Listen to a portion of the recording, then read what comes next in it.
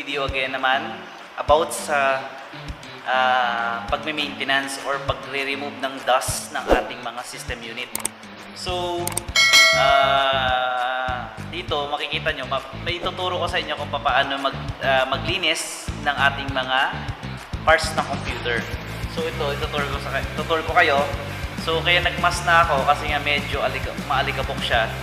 Tandaan nyo guys, hindi biro yung alikabok ng ating computer kasi mas matindi pa siya sa alikabok na nasisingot nyo sa labas. Dito pwede ka magkaroon ng sinusitis. Although wala kang background ng sinusitis, pero once na magbakas ka ng paulit-ulit ng ganito, magkakaroon ka na ng sinusitis or yung irritation sa ilong. So ano tayo ng protection before tayo actual. And then pasensya na kung yung boses ko mamaya is baka mamaya parang kulog kasi nga habang pinapaliwanag ko, dinidisassemble ko sa inyo is nililinis ko siya. So wala akong assistant para mag-cleansing or magbaklas. Talagang gagawin ko siya ng DIY. Do it myself. Ayan. So yan, napakakapal ng dust niyan, mapapansin ninyo. Ayan. So yung processor, pansinin nyo, tingnan nyo. Oh, yung cooling fan, barado na ng alikabok, kinakain na. Yan. Yan pa. Ayan, sus Mariosep. So, alam naman na may-ari, pinagpaalam ko naman na iba-vlog ko yung kanilang item. So, hindi mo naman sila masisisi kasi nga office nila. So, gamit lang talaga ng gamit. So, yun talaga maintenance ang kailangan. So, almost ito 6 months or 1 year na stock. Meron pa nga akong ginawa na ganito na sobrang kapal talaga. Akala mo, haunted house na yung iyong unit. So, alam nyo kung guys, yung sobrang dust sa computer ay nakakadagdag ng init ng computer. Nakakasira po siya. Bakit? Nasusuffocate na po yung mga parts ng ating computer. Why? Kasi nga, may nakabalot na ng alikabok. Ibig sabihin, nakacoat na yung alikabok doon sa device. Halimbawa, yung heatsink. Paano mapapalamig yung cooling fan? Paano mapapalamig ng cooling fan yung heatsink kung alikabok naman yung tatamahaan ng hangin? Right? So, kailangan nating i-replace or i-remove lahat ng dust na yan para mag-cool down. Ganon din ang tao, di ba? May joke ako. Ganon din ang tao. Pag makapal na ang libag, mainit, malagkit pa sa katawan pag napapawisan. So, dapat hilurin para lumamig yung pakiramdam. So, ganon din yung unit. Kailangan din natin tanggalan ng dumi yung ating computer. So, mahalaga ito. Siguro every 6 months magpapa-cleaning or depende kung talagang gano'n nakakapal yung level ng alikabok. Ayan. So, dito, mukhang sasagupa wari ako. Actually, hindi lang nag-iisa yan, dalawa yung gagawin ko na sa kabang. So, same problem din sila, maintenance. And then after ng maintenance, doon ako papasok sa troubleshooting. Ida-diagnose ko po siya kasi nga ang problem niya is tawag dito, no display. So, kaya nga siya nagkakaroon ng no display problem because of dust. Yung alikabok, yung kapal ng alikabok ng ating computer. So, hindi na po nag-function properly kasi nga yung alikabok na po ang namamayagpag, naghahari sa kanila. Okay? So, let's start our maintenance or cleaning or deep cleaning ng computer nito. Talagang matinding labanan itong gagawin natin. Okay? So, let's start. Let's go.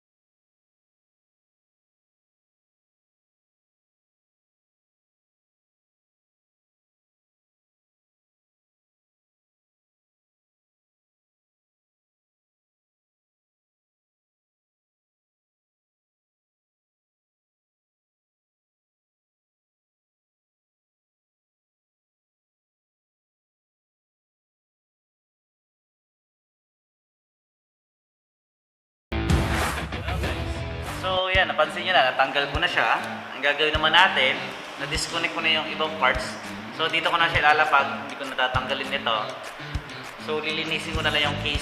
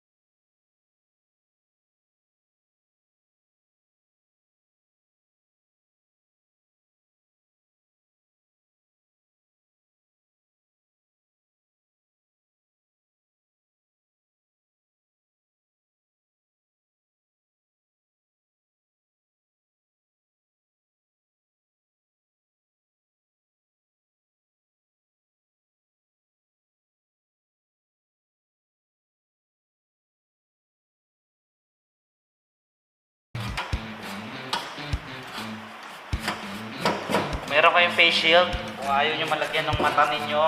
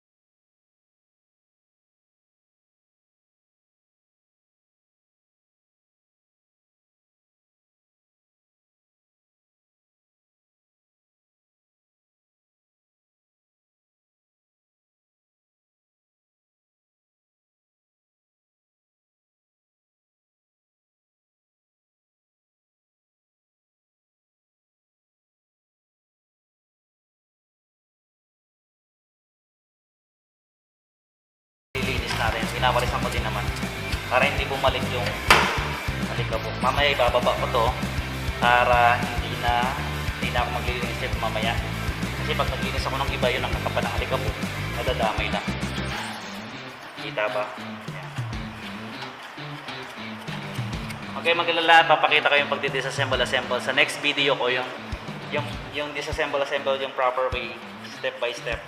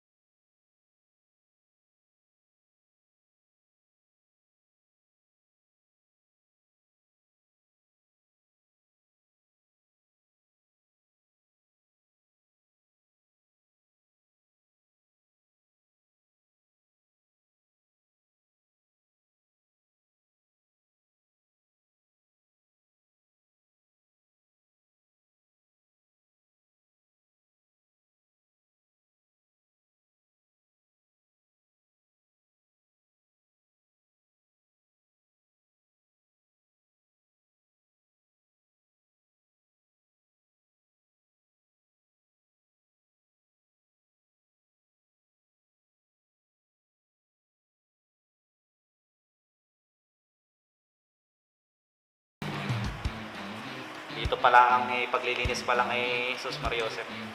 Malaki ng oras ng nakakain. How much kaya kung ito trouble mo pa? Ito trouble mo pa to.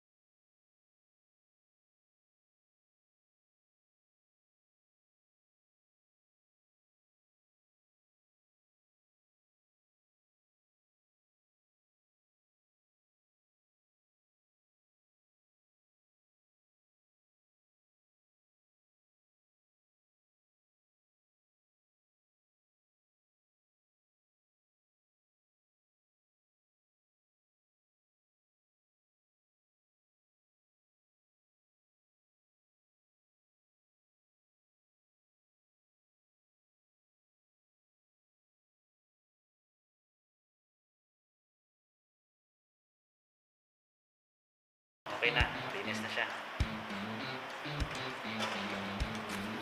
Memory ko na lang. Okay na. Yung mga cable, ito mga cable pinupunasan lang to.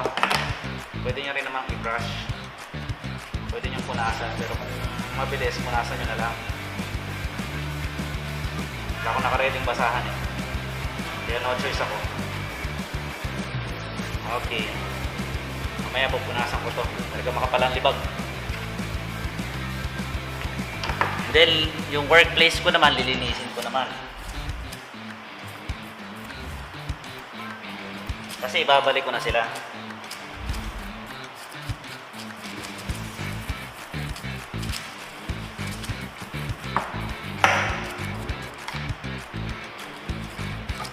Yung mga tornilyo po, ingatan natin. Mamaya, maglipara. Okay. So, done. Ibabalik naman natin yung ating mga parts. Okay.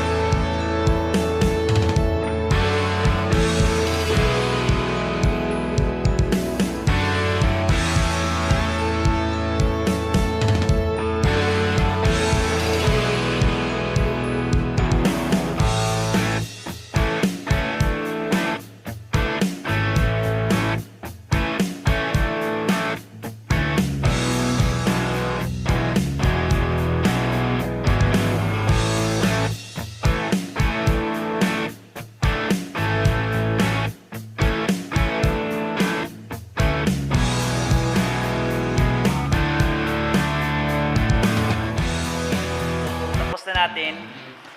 Pinawisan ako dun. So, tapos na nating linisin yung ating unit. Adjust ko lang yung brightness. So, ayos ko na yung linisin ng unit. Ngayon, iti-test naman natin. Ayan. Iti-test naman natin yung ating PC. Ayan. Okay. Ba't ako nagdidim?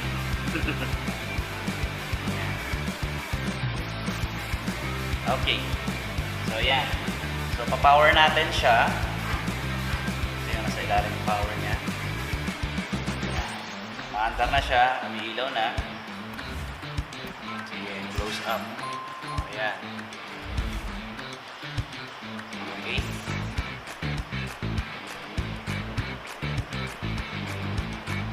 So, nung binakas ko pa yun, hindi ko pa alam kung anong pasira niya. Pero sinabi na sa akin ng may-ari na hindi daw siya nagdi-display.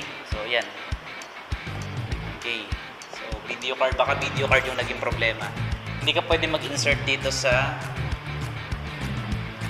yan, sa likod. Hindi ka pwede mag-insert dyan sa other port na ito kung merong naka-built-in na video card. Kung may naka-insert. So, dito lang. Hindi madi-disable ito kapag merong video card. So, baka mamaya iba magkamali dito mag-insert pero may video card nakalagay. Kung ayaw nyo gamitin yung video card, dito kayo. Kung may video card, hindi nyo magagamit ito.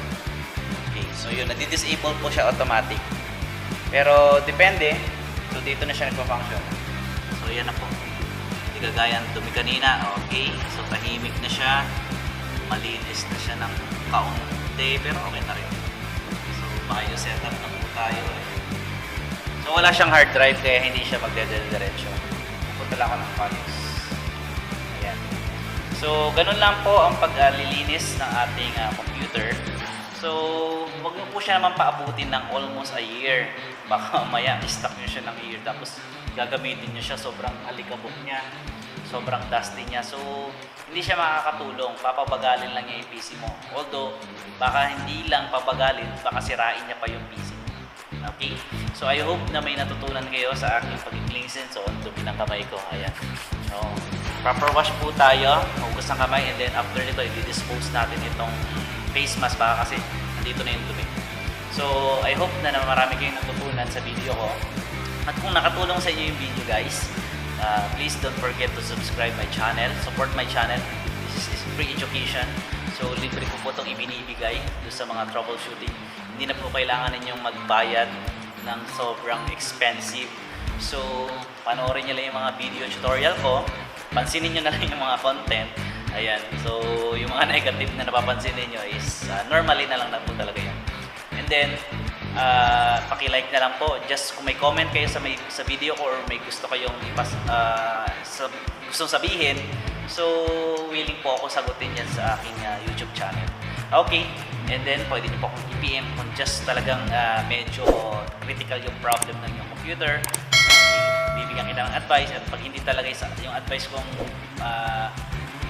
gumana, so other plan na lang po tayo. So we have plan B. Okay? So maraming salamat. Keep safe everyone. God bless.